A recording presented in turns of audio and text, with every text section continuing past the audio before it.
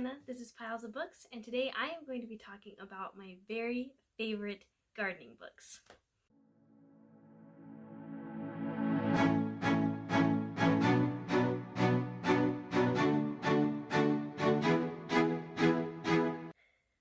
Okay, so I don't know about you, but I am ready for spring. I am not such a fan of winter anymore. It seems like each year that I get older, the less I enjoy winter. But one thing that I do enjoy about winter is garden planting. So my husband and I have been married for 10 years and we have grown a garden. We both grew up gardening, so we just naturally, grew our own garden the first summer that we were married.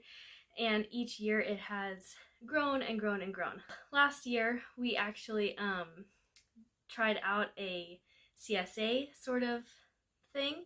So we grew vegetables, and we originally started with 10 people sign up for a weekly vegetable basket, but then we had 2 more come on partway through the season, so we ended up with 12 customers that we were providing vegetables for every week from June through September.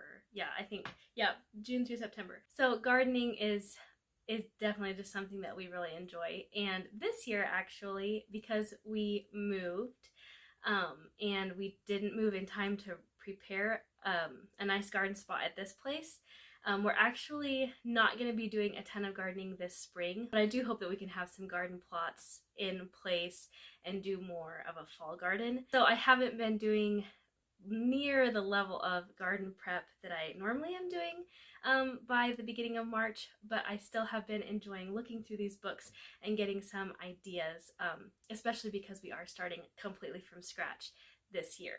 So these are not in any particular order. I just grabbed them off my shelf. So I do have quite a large stack here, but believe it or not, this is not all of the gardening books we own. These just happen to be the ones that I return to year after year. All right, the first one is this book, Carrots Love Tomatoes. There is a companion, like another book. I believe it's called Garlic Loves Strawberries or Garlic Loves Roses. Yeah, Garlic Loves Roses, maybe. I don't have that one, but my mother-in-law does, and I believe my sister-in-law has it as well. So I had gotten this from the library several years ago. Let's see here. Like 9 years ago, and I really liked it, and then my husband bought it for me for my birthday. So this book, it goes over, this is such a great beginner gardener's book. So really the whole idea behind it is companion planting, which is just really super interesting to me. And I don't do a ton of like intentional companion planting. I do more like finding out what cannot grow beside each other. So I do want to get more into, like intentionally planting things that help each other out, but I haven't dipped my toes into that too much. So anyway, at the back, I believe, of the book, she's got different garden layout ideas. So there's like, this is a model companion garden. There's the weekend garden. There's children's gardens. There are, kitchen herb garden, like lists of things to grow. But a lot of the book is basically, it's split up into fruits, vegetables, trees, all herbs, flowers, and then, so this one here, it says nightshade. The nightshade family includes apple of Sodom, belladonna, bittersweet, capsicum, eggplant, gypsum-weed, petunia, potato, snakeberry, tobacco, and tomato, and then the things that go well with nightshades and the things that don't go well with nightshades. So anyway, it's in alphabetical order, which I love. It's very organized. This book is fantastic. I highly recommend it. I mention it pretty much every time I'm talking with somebody in real life about gardening books. I love this one.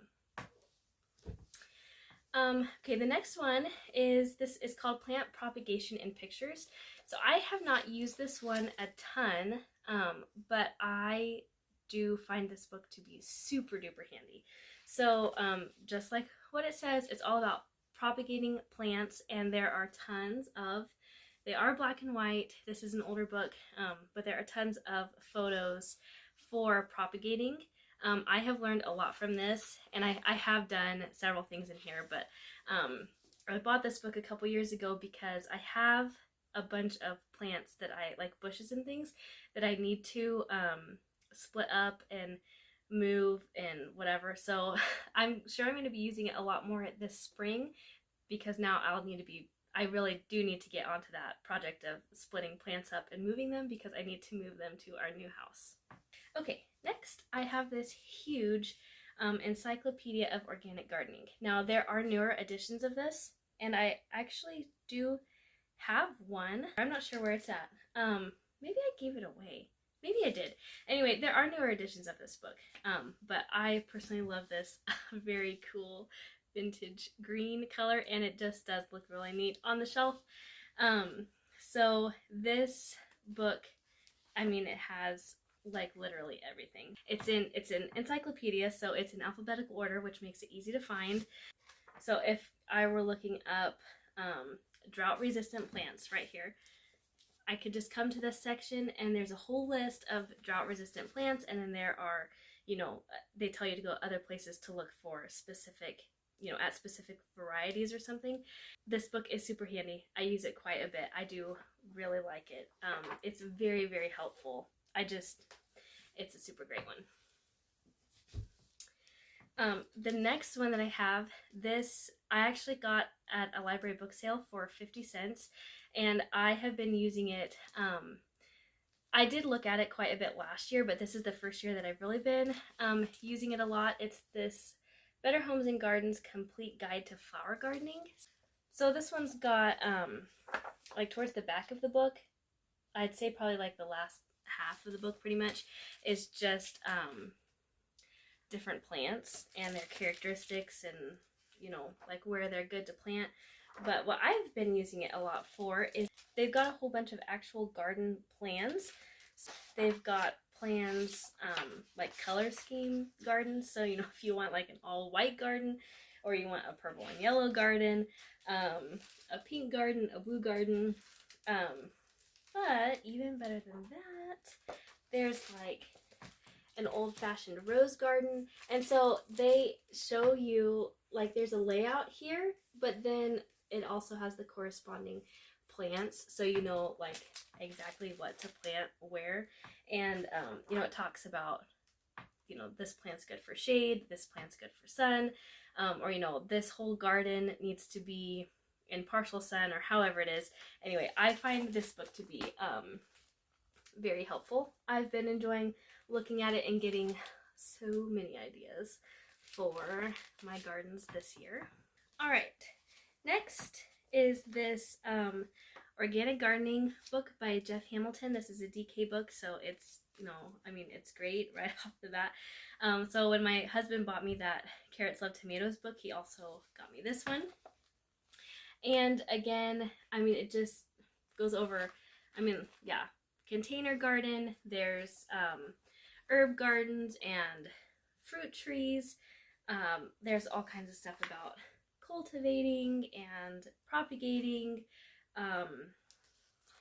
you know, just really great photographs per usual for DK.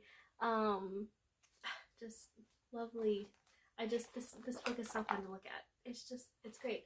And let's see, I've got a pen in here. I was obviously using it last year. So there's different garden plans again, which I've never just like fully followed a garden plan, but I get so much inspiration from these. So, you know, there's shade gardens and sun gardens and water gardens and kids gardens and, you know, like homesteading gardens or just cut flower gardens. It is a really great book, and again, just very enjoyable to look at. Next is this book, The Complete Guide to Saving Seeds. So 322 vegetables, herbs, flowers, fruits, trees, and shrubs. This book is definitely one of the best. If I had to choose, you know, just like, you know, 5 gardening books, this would be one of them. This is so helpful. I have used this a ton. It is really good. So again, we have basically just a breakdown of, well, there's vegetables, fruits, let me see, herbs, um, everything. I mean, pretty much any plant that you can imagine, it's going to be in here, and it tells you the best way or ways to preserve the seeds. The other thing I really like about this book is that at the beginning of the book, they have a whole just like seed biology, plant biology chapter. It's so fascinating. I personally love sciencey stuff, so this was like really fun for me to read. And I think that if you homeschool, or I mean, even if you don't, like, this is a really great book to have for like a botany study for your kids. It is very, there's a ton of information in here. Like this book is totally worth the money. All right, the next one that I have is The Gardener's A to Z Guide to Growing Organic Food. This book is great. I love that it's small, so like compared to this, it's not, you know, tiny, but I think it's cute, and it is pretty thick. But in here, this is like one of the easiest references. So again, it is categorized by what kind, so like herbs, vegetables, fruits, flowers. So I opened it right up to sweet basil, and it tells you a little bit about the plant. And then over here on this page, there's all the information that you need to grow sweet basil, which zones it grows best in, the temperature, ideal temperature for seed germination, soil and water needs, propagation, pests, things that they're incompatible with, harvesting. And then what I especially love down here is a table for starting seeds. So I find this super helpful every year.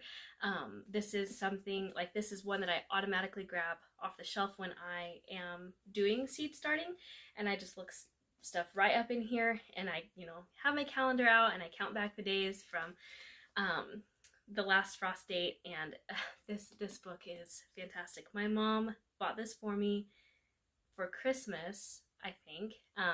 My first Christmas I was married, so I'd been married for about a month and a half.